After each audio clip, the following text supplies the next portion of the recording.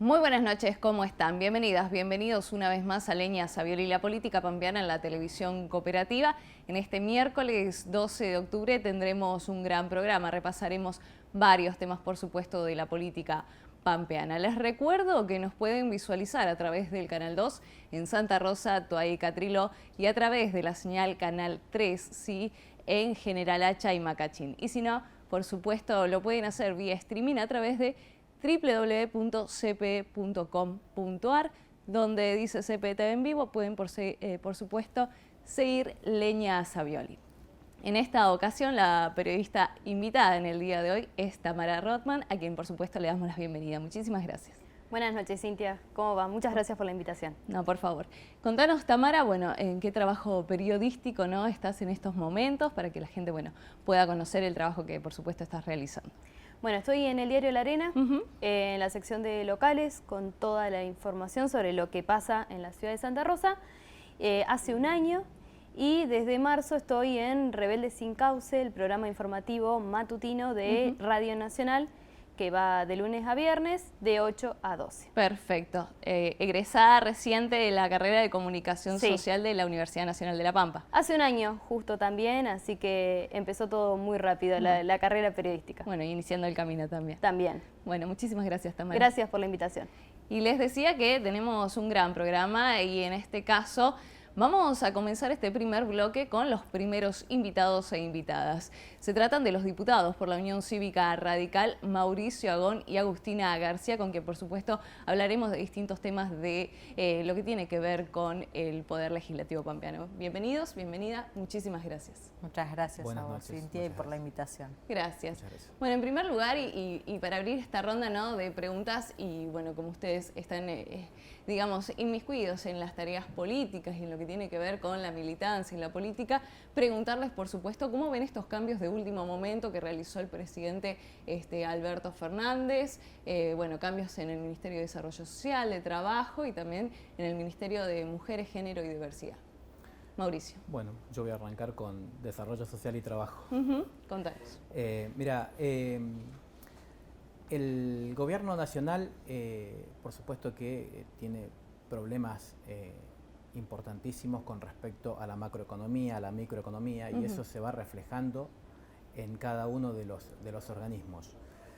Estos cambios que con respecto a lo que es desarrollo social, vemos constantemente un tire y afloje permanente, un desgaste permanente de ese ministerio, que yo me lo imagino, quien estaba, que era Zabaleta, es un constante desgaste de ir atrás de elementos que son clave a nivel nacional y a nivel provincial, que es la inflación. La inflación hace que tanto el que percibe un salario no pueda prácticamente cubrir las necesidades básicas, quien está recibiendo un plan en mucho menor medida. Entonces, ese desgaste permanente y la presión que se conocía, que recibía Zabaleta con respecto a, por un lado, las organizaciones sociales y por otro lado, municipalidades, provincias y demás, hace que el desgaste llegue a un punto que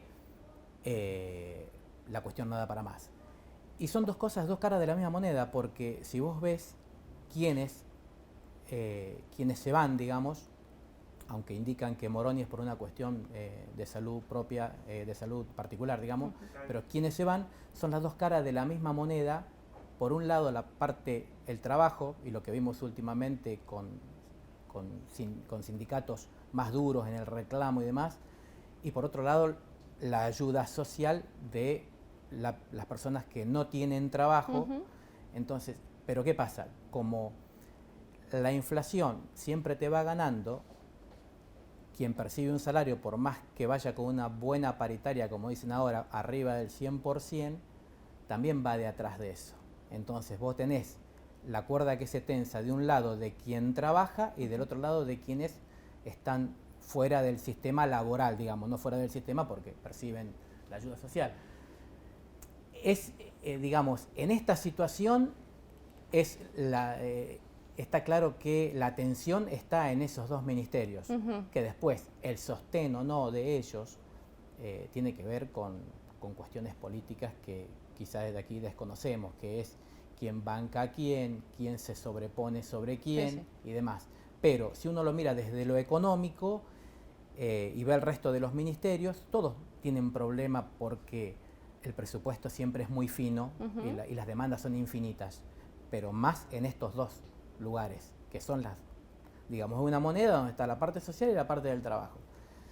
¿Y crees que con estos nuevos nombres se va a poder solucionar ese problema? El problema no se va a poder solucionar porque lo venimos planteando con el presupuesto y con el presupuesto que se generó en la provincia en el 2022 que no acompañamos y seguramente con el presupuesto 2023. Hay cuestiones, digamos, fundamentales que deben reformarse. Una reforma que nadie quiere hacer. Digamos, las malas noticias no las quiere dar nadie en política, nunca.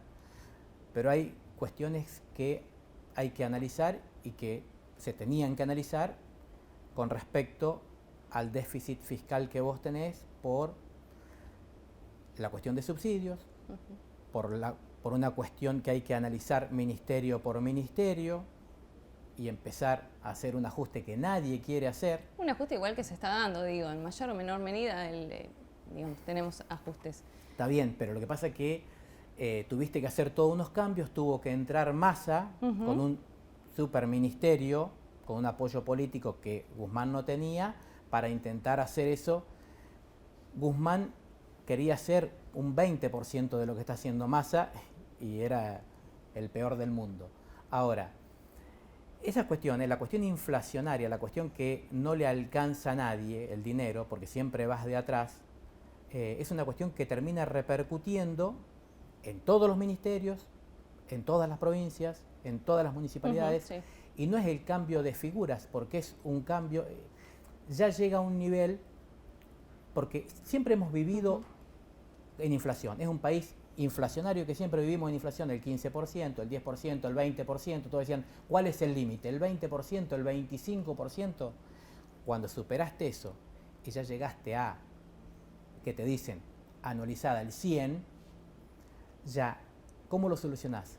Yo, mi humilde opinión, es que esto se puede llegar con un gran acuerdo, pero multipartidario, digamos, un acuerdo de decir, estas 5 cosas, estas 10 cosas, las tenemos que acordar y a partir de acá yo no veo otro acuerdo, porque va a un enfriamiento de economía, vas a tener una inflación como la de ahora y un enfriamiento de la economía, una recesión con inflación, cuando no sabes ni lo que valen las cosas, cuando ya sabes, no sabes lo que es caro, lo que es barato. Agustina, ¿vos coincidís en esto de que debería darse un gran acuerdo, digo, más allá de los partidos políticos, cuando, digo, está tan polarizada la República Argentina y hay tantos tires y aflojes entre oficialismo y oposición?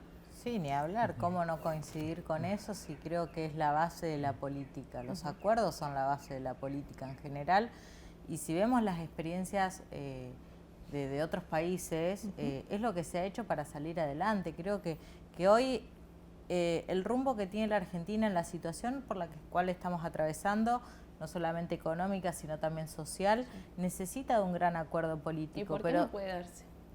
No se ha dado, creo yo, en particular por mezquindades de los dirigentes políticos. Digo, me parece que eso es lo que hoy necesitamos. Nosotros muchas veces hemos criticado algunos pactos o algunos otros acuerdos que ha hecho la política argentina en algún otro momento, pero sabemos que fueron necesarios para encaminar el rumbo de la Argentina. Creo que hoy estamos en esa situación y sin duda los consensos son necesarios y sentarse y impartir bases de qué es lo importante para los argentinos y las argentinas y en base a eso movernos. Después podemos tener pequeñas diferencias en las formas, en los métodos, pero saber que estas cosas son importantes y que estos son los objetivos a corto, mediano y largo plazo, creo que a la Argentina nos ayudaría un montón poder tener acuerdos políticos que no tengan que ver con el chiquitaje y el cuidar la quinta de cada uno, sino con el bienestar general de la sociedad toda, ¿no? Y con respecto a eso, justamente el presupuesto 2023 que se va a empezar a tratar en las comisiones, ¿qué opinas al respecto? ¿Se va a poder llegar a un acuerdo político? como Sí, mencionás. a ver, uno cuando presenta un presupuesto, ya se ha dado la experiencia del año pasado en lo que tiene que ver con el gobierno nacional, de que no se aprobó el presupuesto, uno entiende, y cuando le toca ser gobierno y ser oficialismo, entiende que muchas veces uno tiene que ceder algunas cuestiones para lograr un consenso amplio y que todos puedan acompañar el presupuesto. Y muchas veces eso tiene que ver con algunas cuestiones mínimas del presupuesto, cosas que se han discutido. Si nosotros nos cerramos en una postura única y no abrimos el juego a que todos puedan aportar y participar, creo que ese consenso no se va a dar ni siquiera en el presupuesto, no se da ni siquiera en otro tipo de leyes o en otro tipo de iniciativas. Creo que el amplio consenso tiene que empezar primero en la Cámara de Diputados, donde están todas las fuerzas representadas, donde la sociedad completa está representada con sus mayorías y minorías respecto al sufragio popular que ha surgido de las elecciones. Y creo que el presupuesto es un gran reflejo de lo que se puede llegar a lograr. Yo desconozco el presupuesto nacional. Nosotros en la Cámara de Diputados todavía no hemos recibido, no se ha enviado el presupuesto provincial hasta que no se apruebe lo nacional, pero sí entendemos que el tratamiento del presupuesto tiene que surgir a partir del consenso de los distintos actores políticos que hoy tenemos en la sociedad. ¿Y cuáles son las consecuencias que tiene hoy el país por no haber aprobado el presupuesto de este año? No, porque se dramatizó con respecto a eso. Nosotros discutimos bastante en la Cámara, se dramatizó de el impedimento de funcionar no existe eso. Los presupuestos, por más que no sea aprobado un presupuesto nacional, después hay toda una serie de herramientas que tiene el gobierno nacional para cumplir con esos compromisos que había llevado a cabo. Yo no escuché más, desde la provincia por lo menos, primero lo escuché, después no lo escuché más, de los incumplimientos que se podrían haber dado. Sí se pueden dar incumplimientos por lo que se va ajustando posteriormente, pero ya pasó un tiempo con respecto a eso. Eso fue como una demonización de esa decisión que se tomó, pero siguiendo con lo de Agustina, yo coincido plenamente. La mayor responsabilidad para buscar una unanimidad o un presupuesto unánime, que es lo mejor, la tiene el oficialismo. Más el oficialismo que tiene mayorías. Distinto es cuando es oficialismo con minorías. Pero, por ejemplo, el oficialismo provincial, con 17 diputados, si vos intentás una unanimidad de presupuesto, que te acompañe todo, hay cosas que uno ya en la ronda de ministros va planteando. Por ejemplo, si el presupuesto es irrazonable, si está alejado de la realidad económica, financiera, social, nadie puede acompañar a un presupuesto así. Nuestro presupuesto del año pasado, por seguir pautas nacionales, era un presupuesto irrazonable. Y hoy viéndolo de lejos y también de cerca, digo, porque en cualquier momento van a tener que tratar ese presupuesto, tanto a nivel nacional se tratará con los legisladores nacionales, pero ustedes aquí a nivel provincial. ¿En qué aspectos debería ceder el oficialismo, ¿no?, para poder lograr ese consenso y ese presupuesto 2023? Fundamentalmente acercar todo lo que son las pautas macroeconómicas que después te hacen trasladar los montos presupuestarios de un año a otro, para no quedar tan alejado. El presupuesto 2022 quedó alejado en un 20%, que para que la gente entienda, son más de 35.000 millones de pesos nuestro presupuesto provincial, por subestimar el presupuesto. Se ha hecho una costumbre de subestimar. ¿Por qué uno subestima los presupuestos, tanto los recursos como los gastos? Para después tener la discrecionalidad en la reestructura. En la reestructura yo después digo, me faltó acá, me faltó, y hago discrecionalmente digo, me faltó todo esto porque subestimé. Entonces nosotros decimos, si el año pasado nadie esperaba que este año tuviéramos 30% de inflación, todos hablaban, hasta los más optimistas, el 50, el 60, y vos ponés en un presupuesto el 33% de inflación y que el dólar va a valer 130 pesos, todo te da subestimado. Todo te da subestimado, los ingresos te dan subestimados y las erogaciones te dan subestimadas. Entonces después tenés cosas tan discrecionales que llaman la atención, ¿no es cierto? Vos a seguridad en la reestructura le das 300 millones y para los gastos de la Secretaría de la Gobernación tenés 200 y pico millones. Tenés 1.200 millones para desarrollo social y tenés 180 millones para el Ministerio de la Producción. Vos decís, ¿qué pasó? Y fueron subestimados. Y otra cosa que pasó es que a vos nos viene golpeando ya 2 semestres consecutivos que estamos segundos en la tabla de indigencia a nivel nacional. Creo que nunca hubiéramos esperado eso. 2 semestres consecutivos estar después del Gran Resistencia, después de Chaco, segundo en indigencia. Eso hizo que Desarrollo Social tuviera que salir, ¿no es cierto? Te queda subestimado lo que presupuestaste. Entonces, si vos subestimás después lo otro, te queda todo desfasado.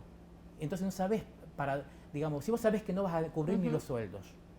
Ahí viene el tema, en ser razonables, y muchas veces es sentido común y bueno, y realidad económica para decir, vamos a charlar sobre esto, pero dentro de la normalidad. Sí, por otro lado también tenemos el manejo discrecional de los fondos provinciales por parte del gobierno provincial.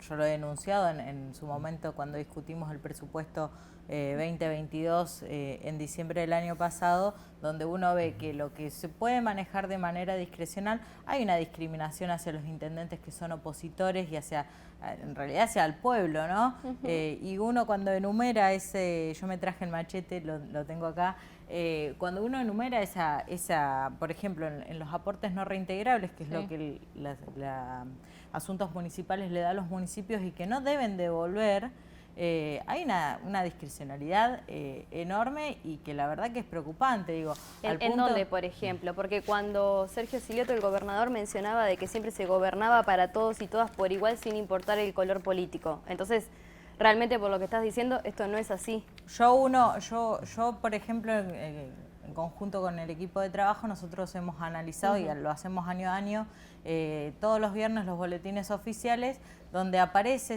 los aportes no reintegrables que se le entrega a los municipios, y cuando uno hace el recóndito de la sumatoria de todo lo que reciben los municipios en el año y comparás municipios similares con similar actividad productiva, con similar cantidad de habitantes, pero con diferentes gobernados por diferentes signos políticos, uno ahí sí ve la discrecionalidad y te puedo dar números. Por ejemplo, la ROUDE en el año 2021 ha recibido 12,5 millones de aportes no reintegrables y Trenel 71,800,000, digo, 21. ¿Y General Hacha tienen el número? No tengo el número acá, pero sí sabemos que, por ejemplo, no sé, Castex y Alvear, una diferencia de más del doble. Entonces, debo decirlo, la intendenta de Eduardo Castex estuvo, no sé si en el anterior programa o hace 2 programas atrás, diciendo que esto no era así.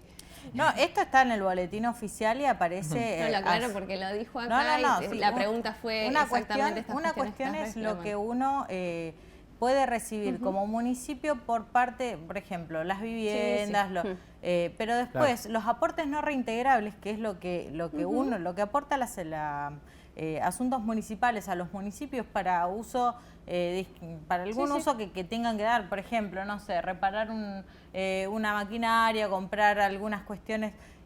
Eso es una sumatoria enorme en el año. Estoy diciendo 71 millones para Trenel, 21.000 pesos per cápita por año.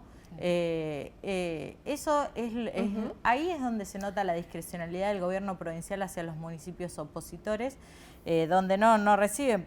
Otro caso, no sé, Altitalia 7 millones y Vertis 15 millones, y hay solamente 30 kilómetros de diferencia entre una localidad y otra, y las realidades son las mismas. Entonces, ahí creo que nosotros hemos puesto también o cuando uno también ve el listado de obras públicas que le tocan a las localidades, vemos que las localidades que son opositoras no reciben la cantidad de obras públicas que requieren o que están pidiendo hace muchísimos años o que tardan mucho más en llegar que el resto. Entonces ahí vemos la discrecionalidad del gobierno provincial. Mauricio, Agustina, me están quedando muy poquito tiempo, pero por supuesto les quiero hacer una pregunta y les pido por favor que sea cortita la respuesta. ¿Cómo ven a la Unión Cívica Radical de cara al 2023?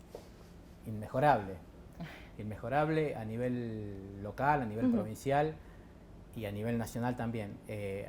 Creemos que de un tiempo a esta parte ha habido un fortalecimiento de la Unión Cívica Radical con juventud, tanto a nivel local como es Agustina, yo no me cuento como joven ya, pero a nivel nacional también, con juventud, con gente también de mucha experiencia, que anteriores elecciones entendieron de la fortaleza de competir, la fortaleza de presentar candidaturas en todo el país, y esto siempre lo fortalecemos en las buenas gestiones que tenemos en las intendencias, tanto a nivel la provincia de La Pampa como otras provincias, las provincias que gobiernan la Unión Cívica Radical también, y los dirigentes que gobiernan esas provincias. Por lo tanto, yo creo que estamos muy bien de cara a la provincia, de cara a, bueno, a fortalecer Juntos por el Cambio, porque yo siempre digo, la organicidad la tenemos que dar dentro de la Unión Cívica Radical,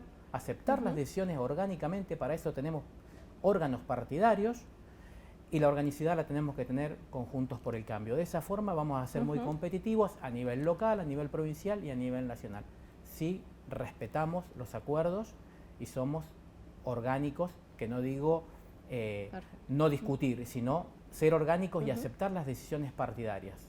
Agustina, ¿ves quizás una elección reñida para el año que viene? Sí, creo que por primera vez la UCR se para ante un escenario electoral de una manera distinta a la que nos veníamos parando. Creo que sin dudas el compromiso que ha tomado el comité provincial, no solamente el provincial sino el nacional y todos los locales, de empezar a discutir políticas públicas y el armado de las políticas públicas, y no quedarnos solamente en la discusión del comité, sino salir a trabajar y a convocar equipos técnicos en cada una de las áreas. Creo que le da a la UCR un empujón enorme para poder enfrentar una elección con un nivel de conocimiento de las problemáticas locales, y además con un nivel de propuesta que antes no lo habíamos tenido, y creo que eso sin dudas va a dar que hablar, o por lo menos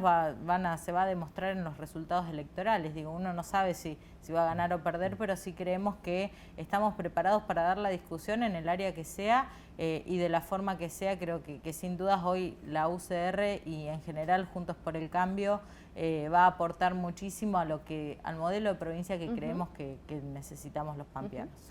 Agustina García, Mauricio Gómez, muchísimas gracias a Gracias. Por favor, gracias. Muy amable. Nosotras nos vamos a una pausa y enseguida regresamos con más Leña Savioli.